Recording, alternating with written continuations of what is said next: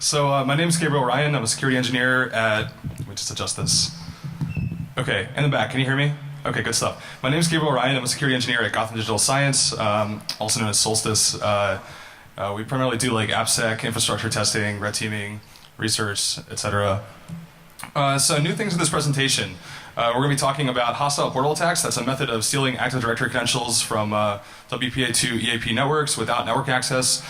And we're also going to be talking about indirect wireless pivots, which is a way of using rogue AP attacks to bypass the port-based access control mechanism by controlling the physical layer of the network. So before we move on into that stuff, a little background info. We're going to talk about WPA2 EAP and the vulnerabilities that affect them. So historically, WPA2 EAP, at least the weaker forms of it, have been susceptible to evil twin attacks, or rogue access points in general, actually. So rogue AP attacks, you can consider them the bread and butter of the modern wireless pen test. You can use them for stealthy man-in-the-middle attacks, stealing radius credentials, all kinds of cool stuff. And the way that they work, I mean, the simplest form of rogue AP attack is the evil twin attack. The way that works is that you have an access point, like the one that we see here, and then you have a bunch of clients to it. So let's say that these 4 clients are connected to DEF CON open on channel 6.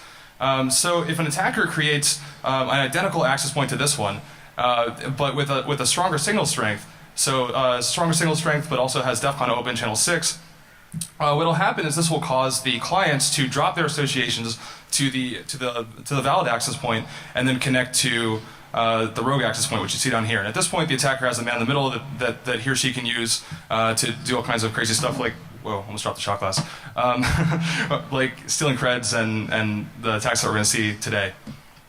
So I mean, these are not new attacks. They've been around for a really long time. In fact, the first mention I could find of them was in 2002 in this wireless LAN security FAQ by C.W. Klaus. Talks about evil twin attacks. Fast forward a bit, you have 2003 of Asleep by Joshua Wright. 2004 we start seeing karma attacks. We're not going to really go into those today, but if you don't know what they are, check them out. They're pretty cool. That was Dino Diazovi and Shane McCauley. In 2008 you have Josh Wright and Brandon Tonowitz. Comes out with attacks. This is where you start to see attacks against WPA2 EAP using rogue AP attacks, and that's free radius WPE. 2014, by that point, karma attacks that stopped working as well. So 2 researchers, Dominic White and Ian de Villiers, came up with they essentially fixed karma and then also added a bunch of cool techniques for attacking EAP, one of which we're going to talk about. And also in 2017, very recently, you have the guy who wrote Wi-Fi Fisher implemented the Lure 10 attack, which you can use against Windows 10's Wi-Fi sense. So what's common? The common theme here is that rogue AP attacks have been primarily used to fill one of 2 roles: stealing creds using man-in-the-middle attacks, or breaching WPA and WPA2 networks. In this talk, we're going to do something a little different. We're going to talk about using rogue AP attacks as a means of lateral movement. So before we continue, we should probably talk about how you can use an evil twin attack against WPA2 EAP. And to do that, we have to understand how EAP, or the Extensible Authentication Protocol, works. So logically, and for those of you who are familiar with EAP, I'm going to leave out the authenticator for now, just to make this, just to address this from like a high-level perspective first. But logically, authentication in EAP occurs between the supplicant and the authentication server. So the supplicant is just a fancy way of saying the wireless client, and the authentication server is the radius server that's sitting, in the background, deeper in the network. So the first thing that happens is the client sends an authentication request to the authentication server. At that point, the authentication server responds with an X509 certificate. And the role of this X509 certificate is to verify the identity of the authentication server. And if the client accepts the certificate, it's saying that it trusts the authentication server. And from that point forward, we move from the outer authentication, which is what we're seeing here, to what we're seeing at the bottom of this diagram here, and that's your inner authentication. The inner authentication occurs through a secure tunnel that's established at that point. Now, the reason why we need the secure tunnel is that, because this is being used although this is being used as an authentication mechanism for WPA, that WPA does not actually kick in until this entire process is complete. So essentially, this is all happening over open Wi-Fi. So without that secure tunnel that's established, this authentication process can be sniffed. And in fact, legacy implementations of EAP were susceptible to this, specifically EAP-MD5. So when I said there are 2 components to EAP authentication, actually that wasn't entirely accurate. There's a 3rd component involved as well, and that's the authenticator. The authenticator, at least when you're dealing with wireless, is the access point. And the job of the access point, in this case, is to act as an intermediary between the wireless client and the authentication server. Typically there's like a wired connection between the access point and the authentication server, and then all the communication there is happening over layer 7, radius. And then on layer 2, we have the supplicant and the AP, and that's communicating over wireless. So at this point, in order for this communication in order for this to work, two things have to happen for this to be secure. The client has to be able to trust the authentication server, and the client also has to be able to trust the access point. And as we mentioned, this is all happening over open Wi-Fi, and as we also mentioned earlier, open Wi-Fi networks are susceptible to evil twin attacks. So likewise, this whole process can actually be middled using an evil twin attack. What you do is you create a rogue access point attack, or a rogue access point, and you force the client to connect to you. And at that point, you run your own radius server in the background, and so long as the client accepts your forged certificate, your X509 certificate, and by doing that is saying that it trusts you, at that point it will establish the secure tunnel with you, and then it'll perform the authentication process with you, and that allows you to crack the EAP challenge and response offline, giving you credentials. So this attack, first talked about by Brad and Tony Woods in 2008, as well as Josh Wright in their ShmooCon presentation, and it's been around for a while. So for the new stuff, we're going to do live demos, but just for the sake of time and also not pissing off the demo gods, if it's just like review stuff, I'm just going to stick to videos. It's also because it's Sunday, but whatever. So in the first stage of this attack, what's going to happen, what you're seeing here is the attacker is actually creating a forged certificate, a self-signed certificate, and that's what's going to be sent to the client. Fast forward a bit, and the attacker is starting the AP. As you see here, the AP is enabled, and what's going to happen shortly is that you're going to get a client associating. See that the client is now associating with the access point, and shortly thereafter, you should see right there we have the username, challenge, and response. So at this point, you have the username, challenge, and response, and at this point you crack it to obtain either the plain text credentials or the NT hash, which is equivalent to the plain text credentials in terms of what you can use it for. So there are two ways of doing this. The oldest way of doing it is with a dictionary attack, and the success rate of this is inversely proportional to the strength of the password. So if you have a really strong password, it's going to be it's actually like a pretty bad attack.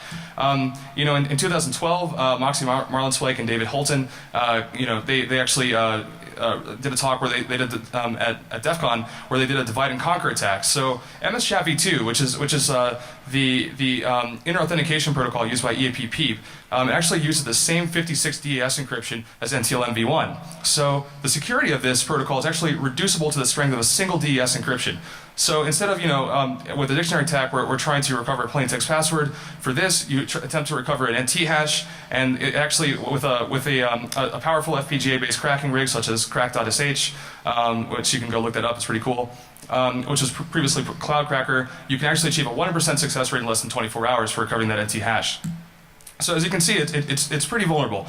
So the solution that was introduced to kind of mitigate this issue was EAP-TLS, and this was introduced in 2008, probably in response to the attacks that came out around the same time period. And the cool thing about EAP-TLS is that it uses mutual authentication using X509 certificates right off the bat. So the strength lies in the use of these client-side certificates, because with those you can't really do the evil twin attacks that we showed you in the beginning. Unfortunately, how many network admins are out there right now? Show of hands. All right, so how many people out there think that putting a client cert on every device on your network is like a good time? Yeah. So I mean, this is why it never really took off, because it's like, oh yeah, just put a cert on everything, and it's actually not that simple, and it's even more difficult if you have like existing network infrastructure to integrate this stuff into, or if you're in like a special scenario, like you're dealing with industrial control systems or medical equipment or something like that that might not even support client-based certificates. So you run into this classic security versus convenience scenario. And this kind of network administrators are forced to choose between two really kind of like poor choices. The authentication mechanisms with known weaknesses, or you can use EAP-TLS, which is highly secure, but it's also very very impractical. So what this does is it actually creates a market gap. And there are all kinds of products that have tried to address this over the years and have tried to compensate for the security issues found in EAP-PEAP and EAP-TTLS, but are also kind of easy to use.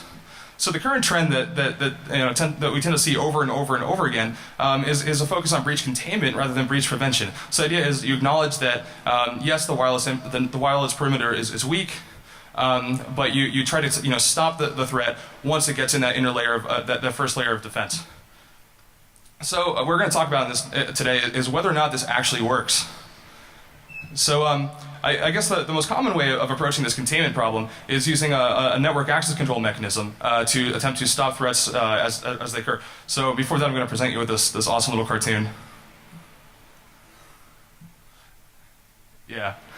Okay, so So yeah, the most common way that this is usually implemented is to use a NAC once an attacker gets on the network, you identify them as an untrusted endpoint and you quarantine them. You either completely block the port or you place them in a quarantine VLAN. There are two varieties of NAC out there. There's an agent-based NAC and an agentless NAC. And agent-based NACs, what that involves, it's a software component installed on every authorized endpoint on the network. And this software component is called an agent. And this agent communicates with the brain of the NAC, and that's how the brain of the NAC is able to tell that a particular endpoint is allowed to be there. And this is highly effective, but once again, you have something you have to put on every authorized endpoint, so it's nearly as impractical as EAP-TLS. So then on the other side of the spectrum, you have agentless NACs. And agentless NACs, they're purely external. They use passive fingerprinting, active scanning, and they're much easier to deploy than agent-based NACs. But unfortunately, they're also unable to examine the internals of the network components, so you can bypass them simply by masquerading as a valid host on the network. So once again, even by using a NAC, we run into the same recurring dilemma, which is insecurity versus impracticality. So this creates yet another market gap, where you have a high demand for a solution that offers the deep interrogation capabilities of an agent-based NAC, but without the additional overhead. So, there's a third category. There are all kinds of really interesting solutions that have once again tried to bridge this gap, and we usually refer to those as next-generation NACs. You have kind of like AI-based solutions that kind of establish a baseline on the network and try to look for anomalies. You have we're going to talk about one in particular, just because it's a pretty good example of an interesting attempt at doing this. I tried to borrow this particular network appliance from my IT department. I opened up a help desk ticket. It's a $10,000 piece of equipment though, and yeah, I could have seen that coming, right? But interesting enough, I also got like a warning from legal not to name drop these people, so we're going to refer to this as vendor A. But this one really interesting piece of equipment, it uses WMI to interrogate new devices, and this is really cool because it's capable of performing internal checks without using an agent. With that said, the way it does this is it authenticates over SMB using a single administrative service account. This service account, it's given remote login privileges to all authorized devices at the group policy level, and this allows it to perform deep interrogations without using an agent. Pretty cool, except that it also provides a single point of failure where you have this device that's sending God mode hashes to every new device that's added to the network. So, what happens here is we end up in a situation where the first potential threat here is it introduces the risk of SMB relay attacks. In case you're unfamiliar, NTLM is a simple authentication protocol. The way that it works is that the client first attempts to authenticate with the server. The server issues a plain text string of characters as a challenge to the client. The client then has to encrypt that string of characters using his password hash and then send the encrypted hash back to the server as a response. The server then decrypts it and compares it with the original string that it's sent, and if they're the same, the authentication attempt succeeds. So with an SMB relay attack, you literally just put yourself in the middle of that process using a man-in-the-middle attack. The victim sends you the authentication request. You forward that to the target. The target then sends you the plain text string, the challenge. You forward that to the victim, and you keep forwarding stuff back and forth until what ends up happening is you end up authenticated with the target instead of the victim. So, once again, we have the system, but, we've introduced the risk of SMB relay attacks because, it's sending you NTLM hashes and trying to authenticate with you over NTLM. But at the same time, you could mitigate this potentially by using SMB signing, which interestingly enough, it's actually disabled by default on everything but the domain controller in Windows. So, and the reason for this is the domain controller downloads group policy over SMB. But even if you enable SMB signing, which it's what you do with SMB signing is you digitally sign packets to confirm their authenticity. Even if you enable SMB signing, you still have the issue of hashes being sent directly to untrusted endpoints. So, interestingly enough, there is like a piece of software that you can put on every single network endpoint that's provided by this vendor, but essentially then you're back to using an agent again, so you're kind of back to square one. So, I guess the point I'm trying to make is that, no matter how much thought into this, there's really no magic bullet here. You have this security with convenience statement, but the problem is security with convenience is actually a paradox. So, back to wireless. Another technology that's often used as a wireless security mechanism that's worth looking at is client isolation. So the way that what client isolation is supposed to do, it's supposed to prevent wireless clients from talking to one another on the network. And a typical use case is an open network. If you go on your hotel Wi-Fi, you may notice you cannot ping one another. That's because they probably have client isolation enabled. And the way that 802.11 is supposed to work in theory is that the AP mediates all communication between the clients. So if this guy here wants to send packets to this guy over here, the client can just stop it and say, no, you can't do that. The problem is that client isolation, at least on a wireless network, is a logical control. It's not a physical control. So the problem is, how do you prevent radio transceivers from communicating with one another? So a really awesome researcher who unfortunately is no longer with us, named Cedric Blanchard, back in 2005, his response to this was, you can't. And he released a tool called Wi-Fi Tap. And this was later revived in 2013 by Oliver Lavery of Gotham Digital Science, way before my time. But the way Wi-Fi Tap is, it reads packets from the victim to the AP using a Wi-Fi interface in monitor mode. And then every time it receives one of those packets, it's going out to the distribution system, it injects a response as if it's coming from the AP. So this allows it to actually communicate with the various devices on the network without actually being associated with the network at all. And it provides a neat little tap device that you can use to bridge over to the monitor mode interface to do this. So, there are some later tools that let you do even more stuff. The Aircrack Suite has AirTonnNG, which you can do this with WEP. And there's also TKIP-TonnNG, which you can do this with WPA1. There's also this theoretical attack that has been talked about called Hole 196, where I guess the idea is that you might be able to do this with WPA2. It's really, really, really debatable whether this actually works. I've never seen it pulled off before, but it's worth mentioning just to be thorough. So here's an example of Wi-Fi Tap doing its thing. In the top right, we're going to create an open access point, and then we're going to connect to this open access point from our host operating system. This terminal is SSH'd into a VM, by the way. And then we're going to start sending ICMP packets to this AP. And what you're going to notice is we're going to have 5 ICMP packets sent, and there are going to be 5 responses. So now what we're going to do is we're going to, in this terminal to the left, we're going to start up Wi-Fi ping. And Wi-Fi ping is a modified version of Wi-Fi tap that essentially all it does is every time it sees an ICMP packet and sniffs one, it injects a response to that ICMP packet in the form of an ICMP reply. So we're going to run that as well and repeat what we did in the last process, sending 5 ICMP packets. And notice now that instead of receiving 5 ICMP replies, we receive 10 of them. And we also get little warnings that we're receiving duplicates. So what we've just done is we've sent packets to a network endpoint without actually being associated with that network. So, food for thought, going back to the whole issue of NAC, right? What if we're missing the point? What we've been talking to up until this point is whether or not, NACs are able of stopping a direct attack. But, when we're talking about wireless, NAC isn't the only problem. The role of NAC is to prevent attackers from accessing sensitive resources after the breach has occurred. And they do this by when an authorized endpoint is detected, they take one of 2 actions. Either the endpoint is placed in quarantine or the port is blocked. But violating access control policies, what this does is it causes the NAC to impose a restriction. And in a wired network, this is a physical restriction, but in a wireless network, this can only be a logical restriction. More on this later. So I want you to think of a scenario that's pretty common if you're doing pen testing or anything that's dealing with this kind of infrastructure testing. So we've already breached the perimeter using the attack that we described in the first section of this talk. And this is us, we're over on the left, we've been quarantined, and we want to get over here, we want to pivot further into the network where we can actually do some damage. Unfortunately, we've been quarantined by this NAC here, but fortunately for us, there's this victim over here that we could potentially do something with, and also as a wireless client. So, more on that later. But the question is, how do we get out of this situation? So, to understand this, we need to look at something called LMNR and MBTNS poisoning. And LMNR and MBTNS poisoning, it basically takes advantage of a flaw that exists within NetBIOS name resolution. So the way NetBIOS name resolution works is that the first thing that will happen is that a Windows host, when it's trying to resolve a NetBIOS name, it will check internally its local cache and also its LM host file. If that fails, it will then attempt DNS resolution using local name servers. At that point, if that fails as well, it will fall back to LMNR and MBTNS and send broadcast requests to the entire subnet. So LMNR and MBTNS, they're actually different mechanisms, but they serve the same logical functionality. And this is best understood through example. Let's say we have 2 computers named Alice and Leroy. Alice wants to request a file from Leroy, but doesn't know Leroy's IP. All that Alice knows is Leroy's NetBIOS name.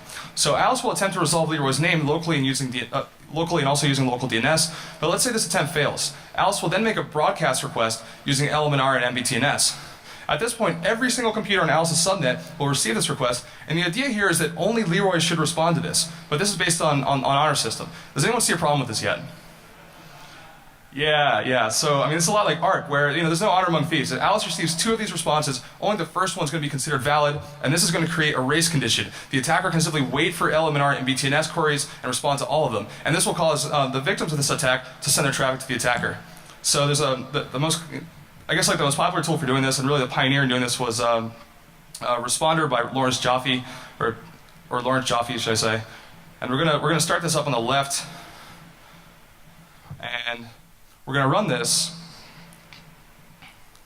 and you can see here that we're poisoning LMNR and BTNS, and we also have auth servers that are waiting for us when this thing tries to connect to us and authenticate. So we're running Responder, and then what we're going to do over here on the right, we have a victim computer named Jenkins. We attacked Leroy earlier. And so Jenkins is going to try to connect to a non-existent file server. And the reason why we're using a hostname that isn't valid is because it will force Jenkins to fall back to LMNR and BTNS, because it obviously won't be resolvable using the first 3 methods. And then when this happens, the Responder tool that we're running on the left is going to poison those, send poison answers to Jenkins, and we have the user's hash right there. So we're about 5%, finished with our escape attempt. I'm just going to check the time really fast. Okay, we're doing great. Awesome. So the next thing we need to go over in order to understand how we can get out of this is something called redirect to SMB. Now, the idea behind redirect to SMB is that you force the victim to visit an HTTP endpoint that redirects to an SMB share on the attacker's machine. So you send them a URL, they click the URL, and this takes them to a specially configured HTTP server, and the only thing this HTTP server does one thing and one thing only, and it redirects all HTTP requests to a rogue SMB server that's sitting there waiting to accept NTLM authentication. And what this does is it causes the victim's browser to attempt NTLM authentication with the attacker. There's a variation of this called, where you simply redirect to a non-existent SMB share, and this triggers LMNR and BTNS. But it's a really fast way to get hashes. It does require social engineering, though, or some way of getting them to access that server. So now's where we get into new stuff. It looks like we have lots of time to go over it, too, so demo guys will probably be somewhat happy about this. So now we're going to talk about hostile portal attack. So the hostile portal attack, it's a way of stealing Active Directory credentials from a wireless network without direct network access. And the way that you do this is you essentially make a modified captive portal. So a captive portal, how many of you have seen something like this recently? Yeah. So if you're staying in a hotel, you run into this. It's a captive portal, and the idea here is that you restrict Wi-Fi access by forcing users to visit this page first. And at that point, you can do anything you want. It's most commonly used to you either prompt them to authenticate or provide credit card information or something like that. So the way this works is that all DNS queries are resolved to the captive portal. And this is usually specified using a DHCP option, but also, in case that they're manually setting the victim is manually setting their DNS server, you can also redirect DNS traffic to your own DNS server so that they're forced to use yours. And then if you really want to be nasty, you just redirect HTTP traffic to your captive portal as well, so that even if they're not using DNS at all, you still have them trapped. So what a hostile portal attack is that you kind of modify this so that it performs a redirect to SMB attack. The victim's forced to connect to the attacker using rogue AP attack, kind of like that, right? And the next thing that happens is that you, instead of redirecting everything to a captive portal, you perform a redirect to SMB. And what happens is that the victim is then forced to, if they're using HTTP traffic at all, they'll be forced to authenticate with the attacker, and that gives you NTLM creds. So, and in the background also, to make this more effective, we can run Responder to poison LMNR and MBTNS requests, so that even if they're just kind of idle, we can still get them that way. So now we're going to do a live demo. So I'm gonna have to switch screens here. All right, so in the bottom left here, we're going to create, we're going to do this in an open access point first, because there's another couple steps that we have to do to get this to work with a not so open access point, a WPA2 EAP access point. Oh, it's not on the screen. Uh-oh. All right, do you see one thing now? All right, I'm just gonna, still not on the screen. Oh, whatever. Okay, I'm gonna just use the video then, because unless I can, well, I have 35 minutes. Here, check this out. Command F1. Do I have a command button? This is a Mac, so I'm not sure. All right, can you see stuff now? All right, cool. Nothing like system preferences to the rescue. Thanks, Steve Jobs. So if your Mac breaks, you just pray to Steve Jobs, and then everything works again. Except now my stuff's on 2 different desktops because I tried to fix it that way. All right, back to the first desktop. And I'm going to put a 2-minute curfew on this demo, or a 1-minute curfew on this demo, should I say? I'll give it 2. And if I encounter 2 minutes worth of problems, just so we can squeeze everything in, I'm going to just move on. But hopefully, the way things are going, knock on wood, this should work. All right. So the first thing I'm going to do is I'm going to create a. Oh, these are backwards. I move this here. Okay. So we've created the open access point. This does not look like an open access point. All right. So we tried to create an open access point. Now we're killing the PEAP. Okay.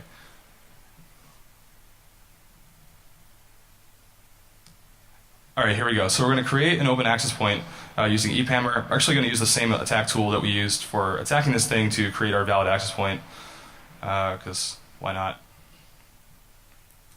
And then we're going to have Leroy up here in the top left. Can you guys see this? Okay, good stuff. And okay, it looks like we're already connected. Excellent. We're now going to create our rogue access point over here. And we're going to launch this attack. And then we're going to get ready to de-authenticate Leroy to get it to roam from one BSSID to another, which will make this attack effective with all these network interfaces really close together. So we're doing this. And okay, so we've gotten into associate.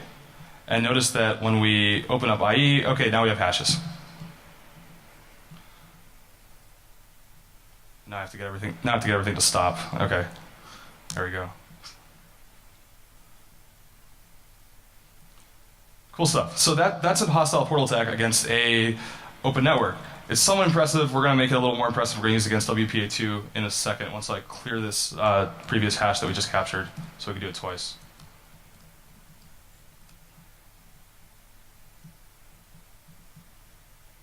All right.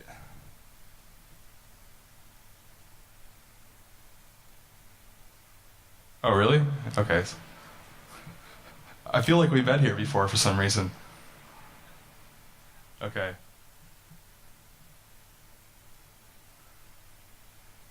Magic.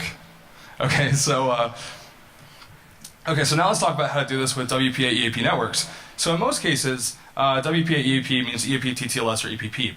Both of these use MS-CHAP-v2 as the inter-authentication protocol. Interesting thing about MS-CHAP-v2, it uses mutual authentication, which means that at the very end of the authentication process, the RAID server must actually prove a knowledge of the user's password to the client for the entire authentication process to succeed. So what this means is that although the attacker can force the victim to authenticate with an evil twin to steal the hashes, the RAID server will still fail the final stage of the authentication process, and the client will not associate with the attacker. So the way that you get around this, because you do need to, in order to do the hostile portal attack, you do need to get it to completely associate with you. There are a couple options. So for weak radius passwords, you can use a technique that Dom White and developers came out with in DEF CON 22 called auto crack and add, and we'll talk about that in a second. And the second solution that we can use is simply to crack them offline and finish the attack later. The way at the very end of the MS-CHAP-v2 authentication process, the victim here is going to send a challenge response, which is part of what we're cracking offline to obtain the credentials, to the RAID server, which in this case, with the tools that we're using for the attack, is host-APD. At that point, host-APD is going to load the password from this file called the EAP user file, which is just like it's like a special text file that's used as a database that contains that information. So, at that point, the attacker, or the RAID server in this case, is going to attempt to construct an authentication response that proves knowledge of the user's password, and then that will be sent with the auth success message back to the victim.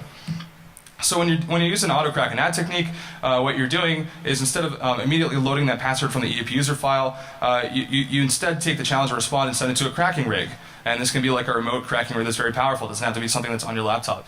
And then you send that off, and then the idea is that hopefully you'll get the results of that back in time, where you can actually just append it to the end of that user file in real time, and then use that to construct the authentication response. This may not work the first time, but the idea is that maybe in a few seconds or even a few minutes, when the victim tries to reassociate, that this will work and the full association will happen.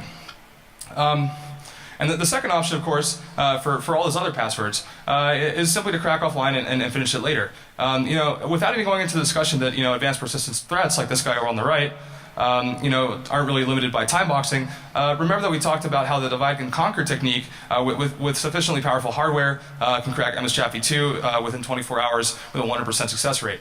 So you can just go with that and just do the cracking and then come back the next day and do it.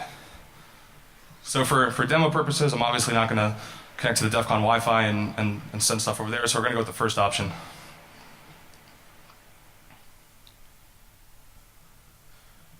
All right, so here we are. This is very similar. Can you guys see the, okay, yeah, I can see that. So that's working. So we're going to first create a PEAP access point this time using WPA2 PEAP. And this wireless client here, Leroy, is going to attempt to connect to it. And it did. Okay, so we have a connection. Now we're going to start our rogue. And actually, before I do that, I'm going to go in here and actually, because I did this earlier to practice, and the credentials are already there, so I'm going to get rid of them. Okay. And we're going to do a local autocrack, so we're just going to do this internally. And finally, to get this thing to roam, deauth as before. Hopefully this works. Uh-oh. Alright, so what are we running here? No? Okay. Maybe I'm deauthing the wrong thing. That would be bad. Or, no, well, it's still connected to that, so okay. Authenticated. I'm actually just going to copy and paste this this MAC address from here and see if I can try it again.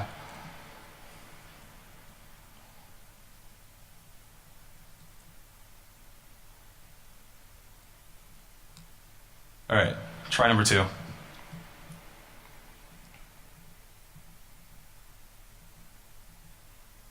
Oh, you know what this is? Do you see how I'm clicking this this thing right here over and over again? It's not bringing up the network manager. That's because I'm using a virtual machine, and the virtual interface has cooked itself and is not doing anything. But luckily, I came prepared because I seem to be on the demo god's bad side recently. So we'll just go with that route. Okay, so back to where we were. In the top right, we have the legitimate access point, and we're going to create a Wi-Fi network called example Wi-Fi. It's going to be a PEAP network. And in the bottom right, we're going to have Jenkins this time, and Jenkins is going to attempt to authenticate with this. And this is the valid access point, so we're just going to go ahead and connect them. And then the left-hand side of the screen here, this is where we're going to launch the rogue access point attack. So we're going to create that. We've created the rogue AP and started it. And then in this tab right here, we're going to perform the deauth attack to get it to roam over to us. Sometimes what happens with, so sometimes what happens here, right, is that when certain clients, they'll actually just pop off the network completely, but then when they try to reassociate, they'll end up on the rogue AP. So a little user inconvenience there, but we don't really care about them anyways.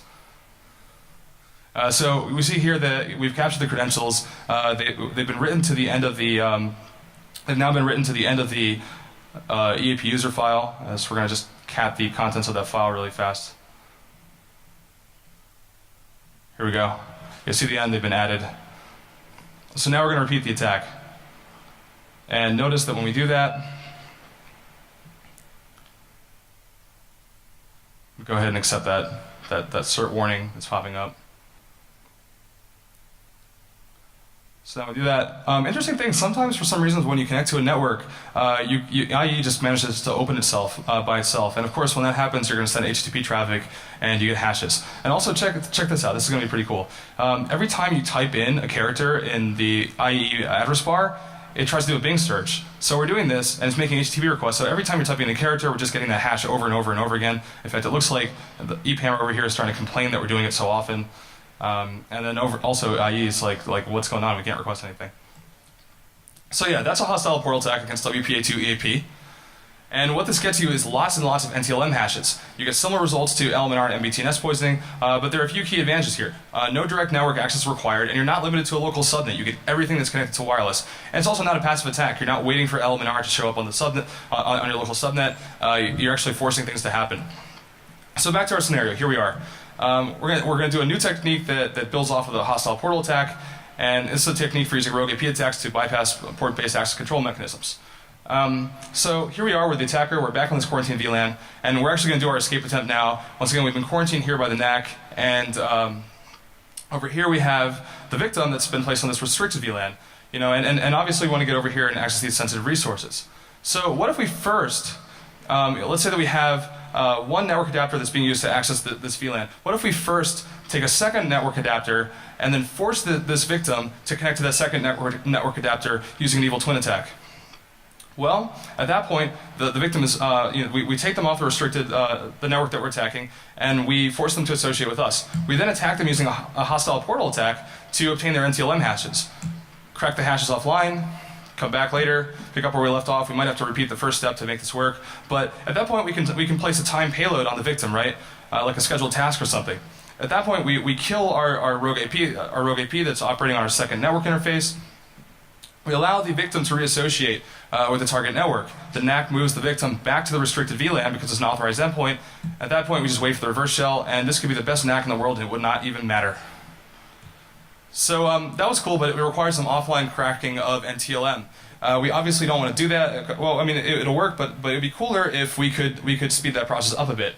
So to do this, we can use an SMB relay attack. And we talked about those earlier. So with an SMB relay attack, what we're going to do is we're going to first use the rogue AP attack as before to force the victims to associate with our hostile portal, and then when that happens, we then initiate the hostile portal attack. But instead of just capturing those NTLM hashes, we instead perform an SMB relay attack to obtain a shell on one of these victims, and we use that shell to place a time payload on that victim. So that happens much more instantaneously. You don't have to crack those NTLM hashes offline. At this point, we kill our rogue AP as before. This allows the victims to reassociate with the target network, wait for the reverse shell, and we bypass the NAC. And as I said, my USB interface is dead, so I have a backup. So here, show of hands, how many people have used Empire before? All right, cool. For those of you who haven't, check it out. It's really easy to use, and it's really, really fun. It actually has a module called Trollsploit, which you can use to just rickroll your victims, or send little prompts that say stuff like you've been disconnected from the domain controller, just all kinds of funny stuff. So we're going to connect these two VMs, these two victim VMs. We're going to use two of them this time to our legitimate access point over here in the bottom left. On the right here, we're setting up Empire to perform this attack. We're going to create two listeners. That's what our victims are going to connect back to. We've also created a payload, and this big blob of base64 as a PowerShell command that's going to give us a reverse shell. And we're going to tell our SMB relay script, and we're using SMB relay X, although you can use anything for this really, to execute that on the target machine. We then launch the rogue AP attack. And as before, once the rogue AP is running, use air replay to force these devices to associate with us by deauthenticating them, getting them to roam over to us. And you can see that happening here. All right, so we have one associated. We're going to have to force the other one to associate as well. So we're going to repeat that.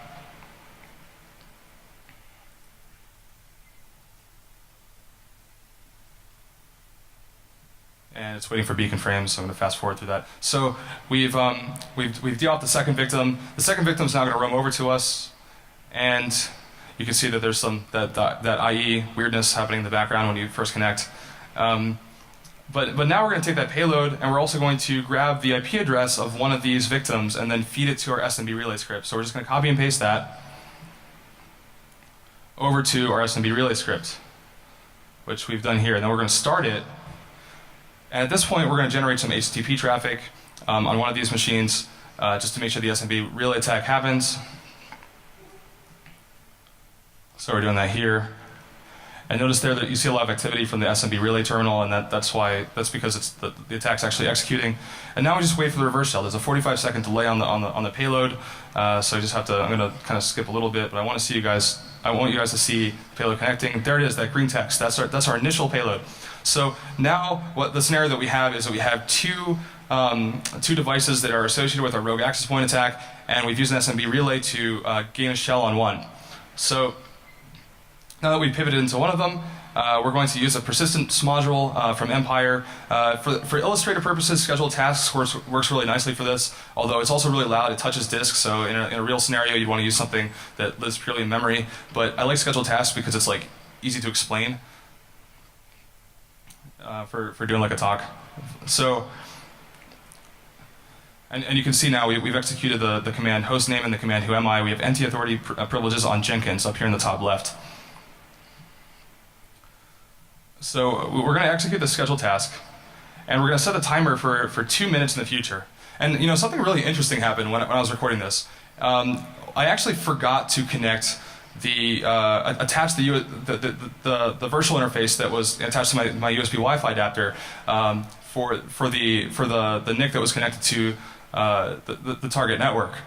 So I was going to start clearing this and just like start the recording over and over again. But something really interesting happened, and that's that when I actually had set 160 retries on that reverse shell for some reason that I don't know why I did that. But so the second I reattached it, the reverse shell just suddenly appeared and suddenly worked. So I thought that was kind of cool, so I left it in there. And it kind of proves an interesting point about good implants is that they'll kind of doggedly try to get back to the attacker even if they can't immediately do so. But yeah, we're going to fast forward a little bit. And you see here that we've executed the scheduled task. And I'm sure you don't want to sit here. You can see me wiggling my mouse because I was really bored waiting for this task to execute. I'm not going to do that to you guys as well, so I'm going to try to loop through that as much as I can. All right. At some point, this is when I realized that, oh yeah, I didn't connect this thing. So I fixed the problem by attaching the network adapter. It's a very, very derp moment there. And then I start getting ready to start this recording all over again, right? So I start clearing the terminals, and then I go back to Empire here, and I start to go back to the main menu, and oh wait, there's the reverse shell. All right, so now we've received the second reverse shell, this time on the target network, and we now can use this. We're going to interact with that agent that's now living on the target machine, and we've just pivoted into from one VLAN to the other. So that's an indirect wireless pivot. And the equivalent technique, I mean, it's actually like really straightforward. I mean, it's not very complicated. The equivalent technique in a wired network would be to unplug an unauthorized device from the wall and just connect it to a hostile network on which you can actually attack it. And the reason you can do this is because port-based access controls, they rely on the assumption that the physical layer can be trusted. In a wireless network, WPA is the means through which the integrity of the physical layer is protected. So if you're using a weak form of WPA to EAP, the attacker can actually freely control the physical layer using rogue access point attacks, and this renders port-based NAC mechanisms useless. So what this demonstrates is that port-based NAC mechanisms do not effectively mitigate the risk presented by weak WPA2 EAP implementations. Furthermore, it demonstrates that adding port-based NAC mechanisms to a wireless network, it does not make the use of EAP-TTLS or EAP-PEAP any less inappropriate if the network in question is used to grant access to sensitive information. And finally, finally, okay. I guess there's another, I thought there was another slide there. Whatever. Okay, so so by the way, when we're talking about sensitive information, it's Sunday. When we talk about sensitive information, we're usually referring to PCI or HIPAA data, but it's important to remember that compliance doesn't necessarily mean security. So I'm going to make one last case for EAP-TLS. It still is pretty painful, but it's not as bad as it used to be. You can use group policy to configure 802.1x clients, and I think that's pretty cool. I think your best option is to use a private CA. You can leverage Active Directory to deploy EAP-TLS, and if you have a BYOD process that you have to worry about, for that you can just use a solid MDM solution, or even just really streamline your BYOD onboarding solution to make that work. You can even use Let's Encrypt to deploy EAP-TLS, although, to be honest, even the folks at Let's Encrypt say that this is far from the best solution out there, as in you can technically do this, but So it's just some closing thoughts. Just because wireless and wired networks, they operate similarly at a logical level, and that's by design. You don't want to have to fundamentally think about your networks differently depending on what physical medium you're working with. That does not mean that they work the same way at the physical level. And we have to remember that when we're designing security mechanisms that are designed to protect these things. And also, as a community, we should really question whether or not it's a sound business decision to neglect EAP-TLS in favor of a more reactive approach that focuses on access control or threat containment. And finally, if there's one thing to take away from this, is that the needs for convenience and security are often at odds with one another. Be honest with yourselves. Maintain a healthy skepticism toward proposed solutions that promise both. And if you want to check out the attacks and try to implement them yourself, the tool in question is github.com/solstice/eaphammer, and that's it. Thank you.